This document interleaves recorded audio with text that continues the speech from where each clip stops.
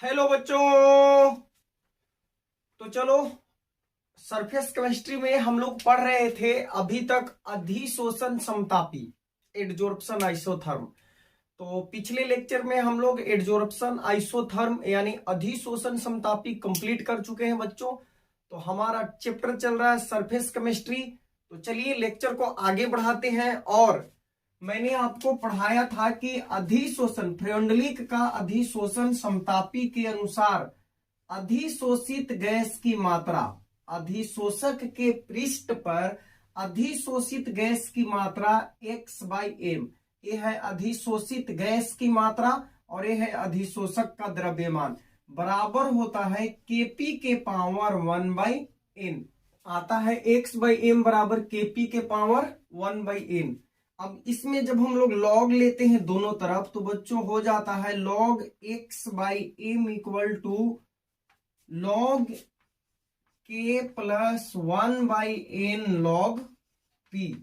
इसी को हम लोग बोल रहे थे फ्रेंडलिक का एडजोर्प्शन आइसोथर्म का इक्वेशन। तो चलो इसका यूज करते हैं और आपको इस पे एक प्रश्न देते हैं, तो आप जल्दी से उस प्रश्न को बनाने का प्रयास करो और आपसे नहीं बनेगा तो फिर हम बनाएंगे उसे।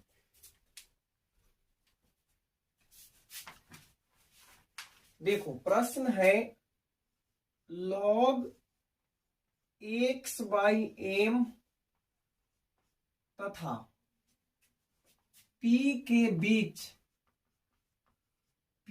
बीच का ग्राफ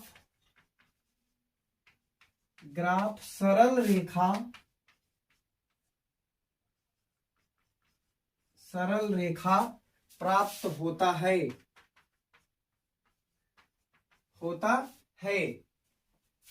यदि ग्राफ की ढाल 45 डिग्री तथा y अक्ष पर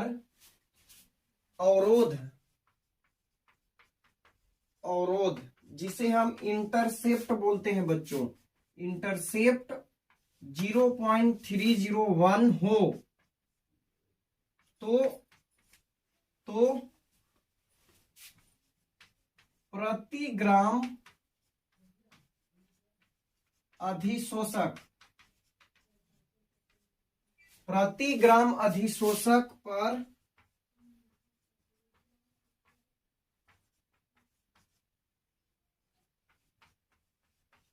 गैस की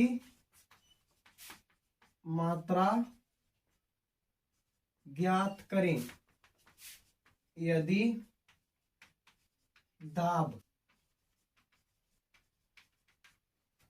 तो देखो बच्चों, अपना प्रश्न है कि log x/m तथा p के बीच का ग्राफ सरल रेखा प्राप्त होता है यदि ग्राफ की ढाल, यहां पे देखो, यहां पे ग्राफ की ढाल जो होता है, अब यहां पे हम सॉल्यूशन भी साथ में लिख रहे हैं, ग्राफ की ढाल जिसे हम स्लोप बोलते हैं बच्चों, स्लोप, और स्लोप इक्वल टू होता है tan थीटा, ठीक है। और थीटा के जगह पे यहां पे दिया है 45 डिग्री, तो tan 45 डिग्री इक्वल टू कितना होगा 1। और ये जानते हो ग्राफ में स्लोप कितना आया था, कल हम लोग निकाले थे, तो ये आया था 1/n। तो 1/n का वैल्यू हो गया 1। मैं आगे फिर बताऊंगा आगे। तो आगे इसको और क्लियर करेंगे हम। चलो, तो यदि ग्राफ की ढाल 45 डिग्री तथा y अक्ष पर अवरोध इंटरसेप्ट, तो इंटरसेप्ट कितना आया था बच्चों, इंटरसेप्ट आया था log k, और log k का वैल्यू दिया हुआ है 0.301। तो प्रति ग्राम अधिशोषक पर अधिशोषित गैस की मात्रा ज्ञात करें यदि दाब 0.2 atm हो। तो प्रेशर भी दिया है बच्चों 0.2 atm। ये है हमारा प्रश्न कि log x/m और p के बीच ग्राफ खींचा जाता है, ग्राफ सरल रेखा प्राप्त होता है, कल भी हमने देखा था। और ग्राफ की जो ढाल है, स्लोप है, यानी 1/n 1 के बराबर है। उलट के देखो कॉपी में कल वाला आपको ढाल 1/n लिखा हुआ दिखाई देगा। और स्लोप इक्वल टू होता है tan थीटा, और tan 45 का वैल्यू होता है 1। इंटरसेप्ट अवरोध मैंने बताया था कि log k आता है, और log k का वैल्यू दिया हुआ है अवरोध 0.301 और प्रेशर 0.2 atm। तो कहता है कि अधिशोषित गैस की मात्रा ज्ञात करो। तो चलो इसको सोल्व करते हैं।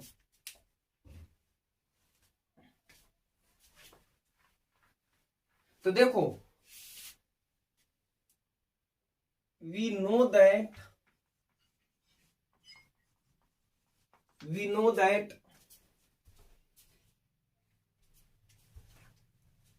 log x by m equal to log k plus 1/n log p, यही आया था। या इसको हम ऐसे लिख सकते हैं, कल हम बताए थे कि इसको आप 1/n log p plus log k के रूप में भी लिख सकते हो। तो ये आया था y equal to mx plus c, आया था कि नहीं।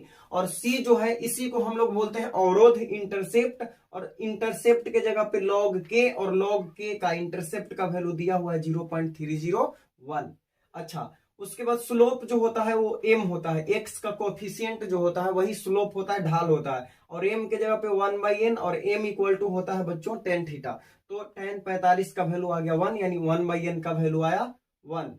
और log p, तो प्रेशर यहाँ पे दिया हुआ है 0.2 atm, और आपसे इसका x/m का वैल्यू पूछ रहा है। तो चलो सोल्व करते हैं। पुट करो value, log x/m equal to 1/n के जगह पे कितना लिखोगे 1, इंटू log p, तो log p के जगह पे 0.2 equal two plus log k के जगह पे 0.301, इतना हो गया।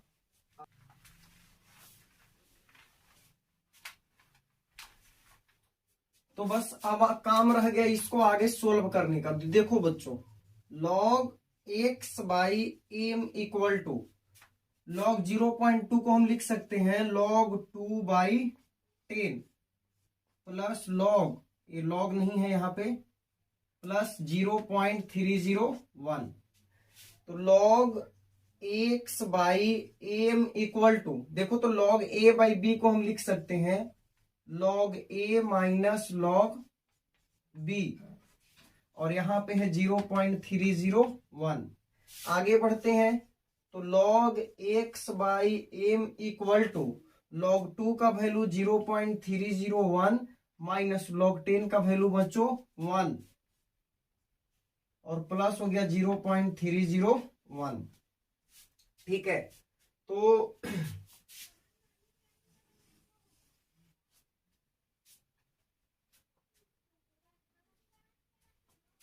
हो जाएगा आगे log x/m equal to 0.301 plus में और 0.301 प्लस में, तो यहां पे हो जाएगा 0.6602, और माइनस में होगा बच्चों 1। ठीक है, तो अब घटाओ, log x/m इक्वल टू 1 में से अगर हम माइनस करेंगे 1.00 और 0.602, तो देखो कितना आएगा 8, 9 और 3, तो 0.398 आएगा। तो यहाँ पे लिख देते हैं 0. और ये माइनस में आएगा, माइनस में 0.398। ठीक है, अब देखो log x/m equal to minus 0.398, हमें क्या चाहिए, हमें चाहिए x/m। तो x/m इक्वल टू होगा, इधर log है तो इधर जाएगा, तो बच्चों एंटी लॉग हो जाएगा, एंटी लॉग माइनस 0.398। ठीक है, तो x/m equal to 10 to the power, याद होगा अगर आपको, तो लॉग और एंटी लॉग मैंने पढ़ाया है, तो ये हो जाएगा माइनस 0.398। अब इसको सोल्व करने का ट्रिक बताए थे हम कि दोनों को अलग अलग कर लो, इंटीजर पार्ट और फ्रैक्शन पार्ट। तो 10 to the power 0 into 10 to the power minus 0.398। अब इसमें क्या करो कि +1 जोड़ दो और इसमें -1 जोड़ दो। यहाँ पे +1 जोड़ो और यहाँ पे -1, तो प्लस माइनस क्या हो जाएगा, खत्म हो जाएगा। तो ये आ गया 10 टू दी पावर -1 इंटू, अब ये 1 में से मान लो कि कितना है 0.398 यानी 0.4 के लगभग है, तो 1 में से 0.4 जाएगा तो 10 टू दी पावर 0.6। अब देखो 0.6 जो होता है log 4 का वैल्यू होता है बच्चों, log 4 का, तो यहाँ पे हो गया 4 इंटू 10 टू दी पावर -1 यानी 0.4 हो गया आंसर, 0.4 हो गया आंसर। तो चलो एक बार फिर देख लेते हैं। दिया था कि log x/m और p के बीच में ग्राफ खींचा जाता है, log p के बीच में, तो सरल रेखा प्राप्त होता है। और हम लोग कल भी पढ़े थे कि log x/m और log p के बीच का ग्राफ सरल रेखा ही होता है, उसका स्लोप होता है ढाल 1/n और अवरोध होता है इंटरसेप्ट log k। तो देखो log x/m equal to 1/n, ढाल, ग्राफ का जो ढाल था वो 45 डिग्री, तो tan 45 इक्वल टू आ गया 1, तो 1/n के जगह पे 1। प्रेशर दिया था 0.2 atm, तो log 0.2 प्लस log k यानी अवरोध की लंबाई दिया था 0.301। अब सोल्व करते हैं। log x/m equal to log 0.2 को लिख दिया 2/10 प्लस 0.301। अब देखो log x/m equal to log a बटा b को लिख सकते हैं log a minus log b, तो log 2 का वैल्यू 0.301 और log 10 का वैल्यू 1। ठीक है, एक 10 नहीं है, एक ब्रैकेट दिया हुआ है। अब देखो log x/m इक्वल टू इतना ई प्लस में है 0.301 और ए भी प्लस में है 0.301, दोनों को जोड़ दिए आ गया 0.602 और माइनस में कौन है बच्चों 1, तो घटाओगे तो कितना आ जाएगा -0.398। अब देखो log x/m इक्वल टू इतना है, तो x/m इक्वल टू इधर log तो इधर जाएगा तो एंटी लॉग -0.398। अब देखो एंटी लॉग का मतलब मैंने बताया था कि 10 के पावर में चला जाता है, ठीक है, 10 के पावर में, तो 10 के पावर -0.398। इसको सोल्व करना है तो किए क्या, देखो 10 के पावर 0 को अलग कर दिए इंटू 10 के पावर -3.398, फिर से ही 0 और इसको जोड़ोगे तो उतना ही आ जाएगा -0.398। क्या किए फिर से देख लो एक बार, देखो इसको कर दिए 0 और इसको कर दिए -0.398। तो आप जानते हो कि आधार जब सेम है तो पावर जुटता है, तो इसको जोड़ोगे तो फिर से इतना ही आ जाएगा। लेकिन हम अपना काम बनाने के लिए इसमें क्या करते हैं, -1 घटा देते हैं और इसमें +1 जोड़ देते हैं, तो इसमें से ये देखो तो 0.398 है यानी लगभग 0.4 के बराबर है, तो 1 में से 0.4 जाएगा तो 0.6 बचेगा और ये 10 के पावर -1। 0.6 बच्चों log 4 का वैल्यू होता है, तो एंटी लॉग इतना का वैल्यू होगा 4 और 10 टू द पावर -1 तो 0.4। ठीक है, लॉग और एंटी लॉग जहां पे मैंने पढ़ाया है आपको वो एक बार देख लेना। ठीक है, तो ये हमारा क्वेश्चन सोल्व हो गया। अब बढ़ते हैं नेक्स्ट क्वेश्चन की ओर। अब एक दूसरे टाइप का क्वेश्चन आपको करवाते हैं।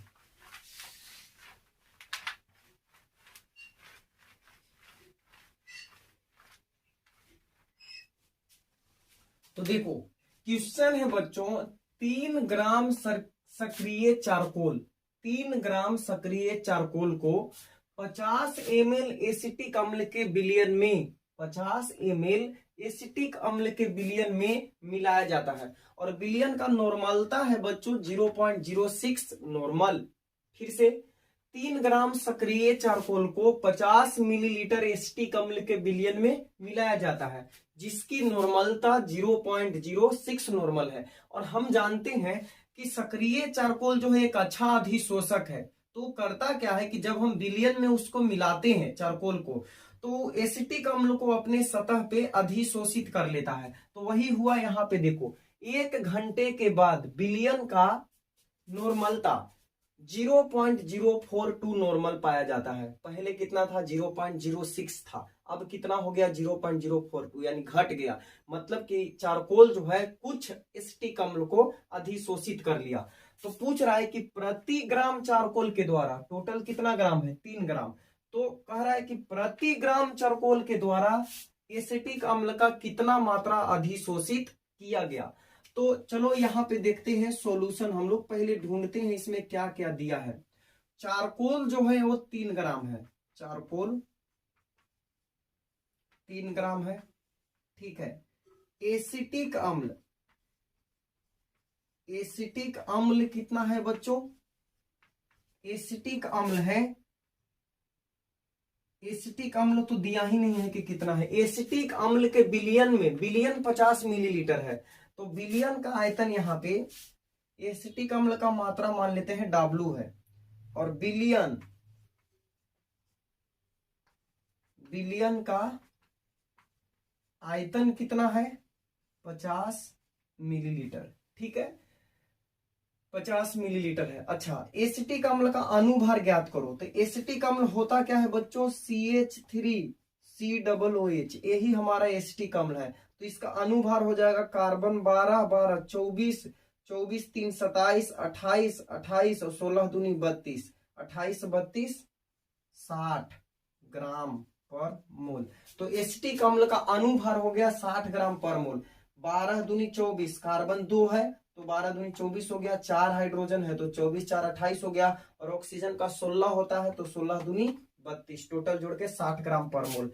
फिर पूछ रहा है कि यहाँ पे देखो बिलियन का नॉर्मलता, बिलियन का नॉर्मलता दिया है, नॉर्मलता।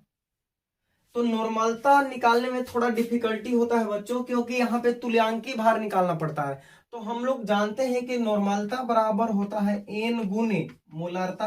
क्या होता है? नॉर्मलता बराबर n गुने मोलारता। और अगर अम्ल है तो अम्ल की क्षारीयता हो जाता है n, या क्षार है तो क्षार की अम्लीयता की जगह पे लेते हैं n। तो यहाँ पे देखो एसिटिक अम्ल है, तो अम्ल है तो n के जगह पे क्या होगा? अम्ल की क्षारीयता होगी। और एसिटिक अम्ल जो है वो मोनोभास्मिक है, यानी CH3COOH का क्षारीयता 1 होता है। तो यहाँ पे n गुने n इक्वल टू क्षारीयता 1 होगा एसिटिक अम्ल का, गुने m, तो n बराबर होगा m। नॉर्मलता बराबर क्या हो जाएगा? बराबर हो जाएगा मोलारता। क्यों हो जाएगा? क्योंकि एसिटिक अम्ल का क्षारीयता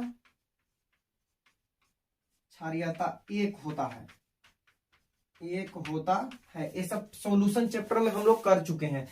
तो बिलियन का नॉर्मलता बराबर मोलारता होगा यहाँ पे, यानी जो नॉर्मलता दिया है उसे आप मोलारता, मोल प्रति लीटर मान सकते हो, क्योंकि नॉर्मलता बराबर क्षारीयता गुने मोलारता होता है। किसके लिए? अम्ल के लिए। अम्ल का नॉर्मलता होगा क्षारीयता गुने मोलारता, और एसिटिक अम्ल का क्षारीयता 1 होता है, तो नॉर्मलता बराबर हो गया मोलारता, ठीक है, क्योंकि एसिटिक अम्ल का क्षारीयता 1 होता है। तो इतना चीज क्वेश्चन में दिया हुआ है बच्चों। अब चलो हम लोग सोल्व करते हैं इसको।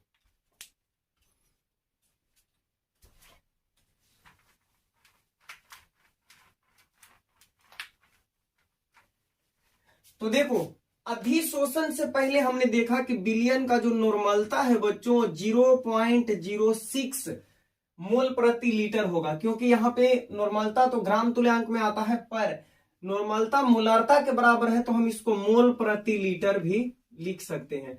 0.06 मोलारता बराबर होता है विलय के मोलों की संख्या बटा बिलियन का आयतन, और विलय के मोलों की संख्या बराबर होता है विलय का भार बटा विलय का अनुभार और बटा बिलियन का आयतन। तो विलय का भार ग्राम में, विलय का अनुभार ग्राम प्रति मोल में एसिटिक अम्ल का, और बिलियन, तो बिलियन का आयतन जो था वो 50 मिलीलीटर था। बिलियन का आयतन कितना है? 50 मिलीलीटर। अब इसको लीटर में चेंज करने के लिए 1000 से डिवाइड करेंगे तो आएगा 0.05 लीटर। ओके, इतना हो गया। अब देखो बच्चों, यहाँ ग्राम से ग्राम क्या हो जाएगा? कैंसिल हो जाएगा। तो यहाँ पे थोड़ा सा और सोल्व करते हैं, या फिर यहाँ पे सोल्व करते हैं। इधर 0.06 मोल प्रति लीटर इक्वल टू, ये हो जाएगा W बाई 60 और गुने 0.05, यहाँ पे लीटर है और ये नीचे आएगा तो प्रति लीटर मोल, तो लीटर प्रति मोल हो जाएगा। ठीक है, अब देखो W इक्वल टू क्या होगा, तो W इक्वल टू होगा 0.06 मोल प्रति लीटर गुने 60 गुने 0.05 और लीटर प्रति मोल। यहां से देखो मोल से मोल कैंसिल, लीटर से लीटर कैंसिल और 0.066 6 पचे 3 30, 6 पचे 30 30 और में 6 से 18, यानी आ जाएगा 0.18 ग्राम, 0.18 ग्राम। तो ये पूरा मल्टीप्लाई करोगे तो कितना आएगा 0.18 ग्राम। तो अधिशोषण से पहले एसिटिक अम्ल का द्रव्यमान कितना था 0.18 ग्राम। अब देखो अधिशोषण के बाद,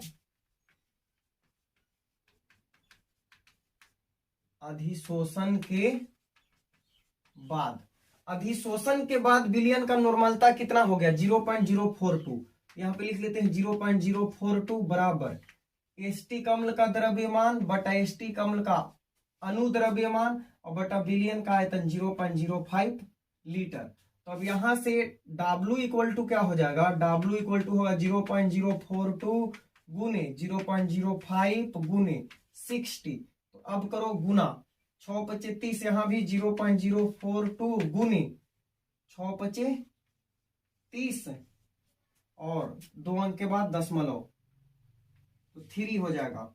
अब यहाँ पे मल्टीप्लाई करो, 2 तिहाई 6 4 तिहाई 12 और 3 अंक के बाद डेसिमल, तो 0.126, तो W इक्वल टू 0.126 ग्राम आया। अब देखो अधिशोषण से पहले एसिटिक अम्ल का मात्रा 0.18 ग्राम था और अधिशोषण के बाद 0.126 ग्राम। तो अधिशोषित अगर हम निकालें कि कितना अधिशोषित हुआ, तो अधिशोषित एसिटिक अम्ल की मात्रा बराबर, तो पहले में से बाद में जो बच रहा है उतना घटा दो, 0.18 माइनस 0.126 घटाओ कितना आएगा, इसको घटाओगे तो आएगा 0.054 ग्राम, यानी इसको मिलीग्राम में बदलोगे तो 1000 से गुना कर दो, 54 मिलीग्राम हो जाएगा, 54 मिलीग्राम।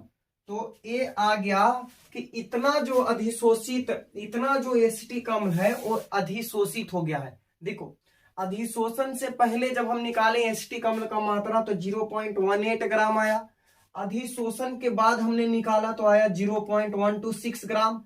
फिर कितना गैस अधिशोषित हो गया, तो अधिशोषण से पहले जो था उसमें से जो बाद में बचा उसको घटा दिए, घटाने के बाद आया 0.054 ग्राम, इसको मिलीग्राम में बदले तो 1000 से मल्टीप्लाई कर दिए, 54 मिलीग्राम। इतना अधिशोषित हो गया 3 ग्राम के द्वारा। 3 ग्राम चारकोल था ना, टोटल चारकोल कितना था 3 ग्राम, तो 3 ग्राम चारकोल से 54 मिलीग्राम अधिशोषित हुआ, तो 3 ग्राम से 54 मिलीग्राम, तो 1 से कितना होगा, तो 54/3, 3 गुने 1 हो जाएगा, बस इतना कर लो तो 18 मिलीग्राम आपका क्या आ जाएगा, आंसर आ जाएगा। ठीक है, 3 ग्राम से 54 मिलीग्राम अधिशोषित होता है, तो 1 ग्राम से तो 54/3 गुने 1 यानी 18 मिलीग्राम अधिशोषित होगा। तो एक क्वेश्चन था, 2 टाइप का क्वेश्चन मैंने आपको करवाया। तो सरफेस केमिस्ट्री में बहुत ज्यादा न्यूमेरिकल नहीं आता है, तो टीचर लोग ये सब सोल्व भी नहीं करवाते हैं, लेकिन मैंने आपको एक आइडिया दे दिया कि इस तरह का क्वेश्चन आपको देखने को मिल सकता है सरफेस केमिस्ट्री में। तो अब चलिए थोड़ा सा और टॉपिक को आगे बढ़ाते हैं, इसमें कुछ और चीज हम लोग सीखते हैं।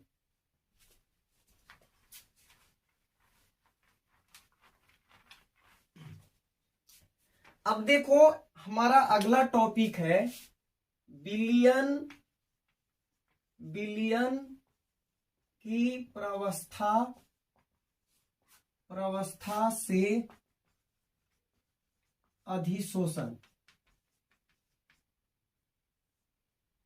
एडजोर्प्शन from solution phase adsorption from solution phase. अब बात को ध्यान से सुनना, इसमें लिखना उतना इंपॉर्टेंट नहीं है, समझना ज्यादा जरूरी है। देखो, जैसे हम लोग जानते हैं कि किसी सॉलिड ठोस को, ठोस अधिशोषक है, ठोस अधिशोषक जैसे चारकोल, तो चारकोल का जो ऊपरी सतह होता है वो खुरदरा होता है। लकड़ी जो होता है या जंतुओं का जो हड्डी होता है उसको हम ऑक्सीजन की यानी एयर की कम उपस्थिति में जलाते हैं तो वो बन जाता है चारकोल। ठीक है, तो चारकोल का ऊपरी सतह खुरदरा होता है और उसमें क्षमता होता है कि किसी गैस को अपने सतह पे अधिशोषित कर ले, गैस उसके सतह पे अधिशोषित हो जाते हैं। ठीक है, तो ये तो हो गया कि अधिशोषक ठोस है और जो अधिशोषित हो रहा है वो गैस है, यानी गैस के अणु ठोस के सतह पर अधिशोषित हो जा रहे हैं।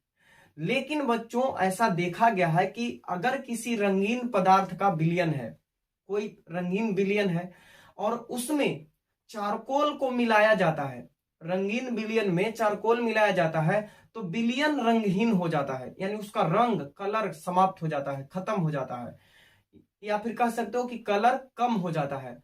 अब कारण क्या है? कारण ये है कि रंगीन जो पदार्थ थे वो चारकोल के सतह पर अधिशोषित हो गए, इसलिए विलयन रंगहीन हो गया। तो इससे निष्कर्ष निकला बच्चों कि जो चारकोल है यानी जो ठोस अधिशोषक है वो गैस को तो अपने सतह पे अधिशोषित कर ही लेता है, लेकिन वो विलयन की अवस्था में भी अधिशोषण करता है, यानी विलयन से भी अधिशोष्य पदार्थ को अपने सतह पर अधिशोषित कर लेता है और इसी को हम विलयन की प्रावस्था से अधिशोषण में पढ़ते हैं। तो होता क्या है कि ठोस अधिशोषक, ठोस अधिशोषक विलयन में घुले हुए पदार्थों को भी अधिशोषित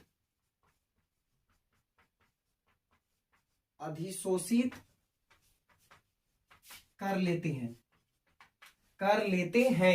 ठोस अधिशोषक जो होते हैं वो विलयन में घुले हुए पदार्थ को भी अधिशोषित कर लेते हैं, यानी खुले वातावरण में गैस को तो अधिशोषित करते ही है, लेकिन अगर कोई पदार्थ विलयन में घुला हुआ है तो उसको भी अपने सतह पे अधिशोषित कर लेते हैं। एग्जाम्पल के तौर पे चारकोल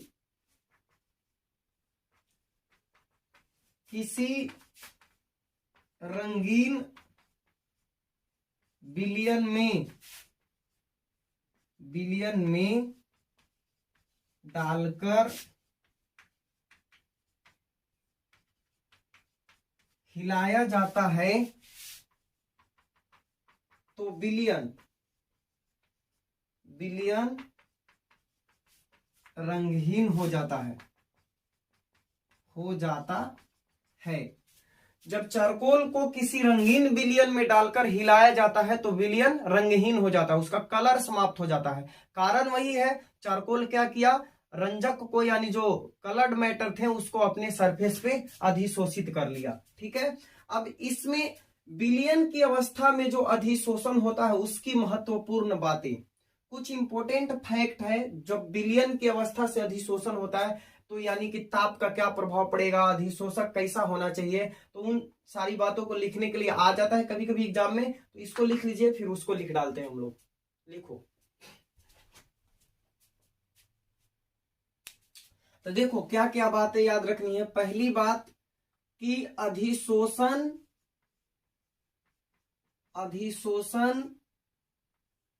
की मात्रा, या आप बोल सकते हो अधिशोषण की सीमा ताप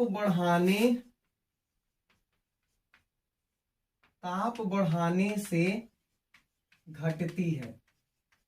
तो टेम्परेचर जितना बढ़ाओगे एक्सटेंट ऑफ एडजॉर्प्शन उतना ही घटेगा, यानी अधिशोषण का जो दर होगा, रेट होगा, वो घटेगा। ठीक है, तो अधिशोषण की सीमा जो है ताप बढ़ाने से घटती है। बात नंबर 2 बच्चों, अधिशोषक का अधिशोषक का पृष्ठीय क्षेत्रफल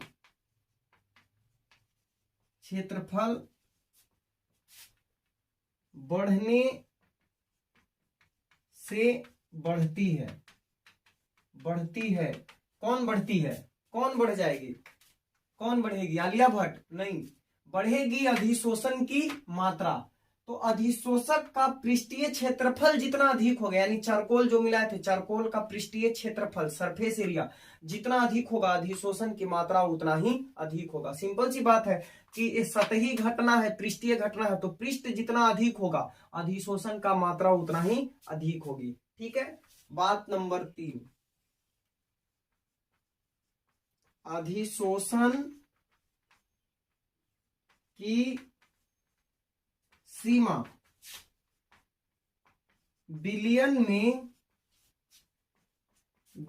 में विलय के सांद्रता पर